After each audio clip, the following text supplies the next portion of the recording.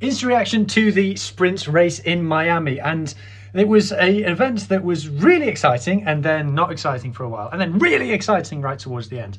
It was, I don't want to say won by Lando Norris. Lando Norris crossed the line in first position, but I don't think that you could ever argue that he won that race. Oscar Piastri won that race, but he did not cross the line in first because Lando Norris got lucky with a safety car. Dems the brakes, I suppose. This is motor racing, as the phrase goes.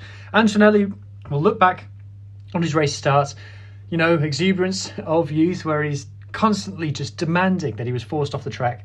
Sorry, Kimi, no. You know, it's a different rule book in turn one, lap one. It just is, and you got done by a driver who just has that more experience than you. You'll learn from that, you come back from it. Oscar then controlled the race from there. Antonelli slipped down the order. Still stayed ahead of Lewis Hamilton, though, who was struggling very, very, very badly for the first part of the race. His tyres were destroyed. The car wouldn't turn. Just, you feel the pain watching Lewis at the moment. Just falling 4 seconds behind the car in front of him in 10 laps or whatever it was.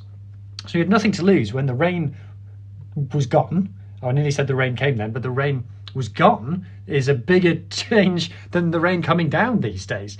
So the rain went away, he put on the slick tyres, and he was the fastest driver on the track. Lewis Hamilton is the best driver on the grid in those mixed conditions, the dry, wet, transitional period.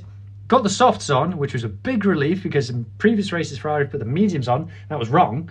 Put the softs on, fastest man on track, overtook everybody up to third place. Lovely job.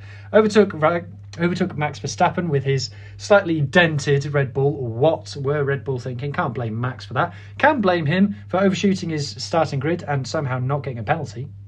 But can't blame him for driving into the side of Antonelli. Antonelli's race double ruined by not being able to stop when he needed to. And just Red Bull unacceptable, incredibly dangerous, and the 10-second penalty dropping Max, I presume, to the back, the minimum that they deserved. Absolutely disgraceful. So we are now on to qualifying later today. Can Lewis carry that form in the dry through into that session, or will it be business resumed and he'll finish 2 tenths behind Charles again? We move. That's what we watch the sport for, I guess.